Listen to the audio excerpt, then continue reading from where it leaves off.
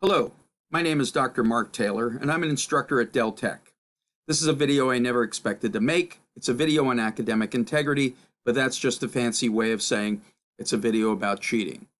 I know that many of you have tremendous life responsibilities, other classes, outside jobs, family duties, personal hardships, and having to deal with the pandemic certainly doesn't help the stress and pressure you might be feeling right now. We're all making sacrifices in our daily routine, and for you, one of those is taking college classes remotely instead of having face-to-face interactions with your instructor and your classmates. I know it's been incredibly difficult for you. Unfortunately, sometimes the pressure gets to students, and some students decide to take shortcuts to achieve success. Since we're working from the privacy of our own homes, it's extremely tempting to behave in ways we would never consider if we were back in a normal classroom. I'm specifically referring to using resources during testing assessments that you'd never be allowed to use if we were back on campus together in class. There are only 4 resources that are authorized for use on any exam or quiz, graded or ungraded. 4. Number 1. The Welcome to Online Chem 100 or Chem 110 reference document. There's no chemistry here, but it has contact information for support services, emergency contact, including my contact info if there's any issue with logging on or completing a testing assessment. Number 2, the Policies and Expectations document. Again, no chemistry, but this includes all the guidelines we're discussing right here on what resources you can and cannot use in case you forget. 3, the reference handout set. This is actual chemistry. This handout set is provided by me both in color and black and white. It's over 20 pages long, and it is packed with useful scientific information that you need for every testing assessment. It has tables of data, algorithms for solving problems, and lists of both chemical and mathematical formula. So absolutely have it printed out and ready to go. And number 4, a scientific calculator, which you can even get at a Dollar Tree store for $1. If you buy them there, I suggest you get at least 2 in case one breaks. This actually happened during an exam once. That's it for approved resources, just those 4. No textbooks or books of any kind. No notes, no help from other individuals, no internet. No internet sources, including use of your cell phone for any reason at all.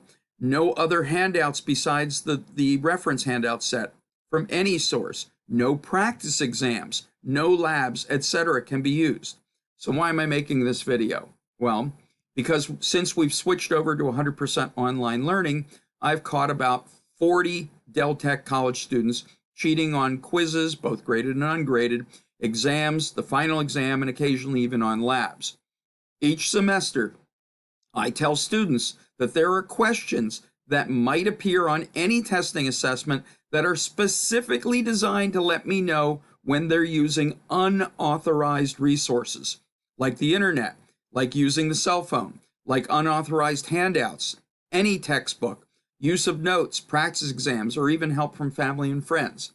In fact, I've devised over 7 methods to catch students cheating online on testing assessments and even on labs. Unfortunately, every semester, about 20 to 40% of my students, that's about a third, make the conscious decision to cheat anyway, thinking they won't get caught this one time or on this one question, no matter how many times I remind them not to cheat. Every student who was caught cheating thought they could get away with it. I understand how it seems easy to cheat on an online test, but is it really worth jeopardizing your college career, let alone your professional career, for a few points on a quiz or an exam? If there's evidence of cheating, I meet with that student. Time and again, the students who are caught cheating initially deny any wrongdoing, but the vast majority eventually take responsibility for their actions. At this point, I generally grade that particular quiz or exam with a 0 that cannot be dropped in the final semester calculation. If a student missed taking the exam, that of course will also result in a 0 grade. If you received a 0 on an exam due to cheating or missing the exam, that 0 cannot be dropped and will make it mathematically very difficult to even pass the course, let alone get a good grade. Remember, your grade on the final exam will replace your lowest exam grade, assuming that the previous exam was taken in good faith, meaning you actually took the exam and you didn't cheat on it. So, the lesson here is do your best on exams, and remember, your final exam grade will replace your lowest good faith regular exam grade. Now, in situations when the student absolutely insists there wasn't cheating, but I have strong evidence that they were, DelTech college policy requires me to report the incident to the assistant dean of instruction, who will make that decision for me. Unfortunately, the dean's extremely busy, as you might imagine, so that decision may take as long as 1 or 2 months to make. Meanwhile, once a report is filed with the dean, the student is immediately blocked from dropping the course and must continue submitting labs and tests until a decision is rendered in order to avoid getting an F or even a U grade for unofficial withdrawal. If the dean determines that an act of academic dishonesty did in fact occur, that student could expect one of several different outcomes depending on the particular incident and the past record of that student. This can include getting a 0 on the test, which is exactly what I would have done anyway if the student admits cheating to me, and it won't go further than me if you do admit, but also failing the entire course or even being expelled from the DelTech school system. So I'm literally begging you, don't cheat on any quiz or exam of any type, graded or ungraded. I hope that I'm wrong this semester, but sadly it happens again and again, no matter how much I plead with students, no matter how many reminders I get. It's just not worth having this on your college record. Now, let's discuss lab assignments. Lab assignments, the rules are completely different and much less strict. There's only one thing you can't do on labs, and that is to simply copy another student's answer or allow another student to copy your answer. In other words, while you can discuss strategies for solving lab problems with other students, hey, you might want to use this formula, or hey, I think the instructor's looking for comments on this topic. What you can't do is copy or provide final answers. The calculations must be solved by you, and the written answers must be in your own words. Another huge difference between completing labs versus completing testing assessments. On labs, you can use the internet. You can even look up answers online and write them in your labs. Just be sure you understand how those answers were derived.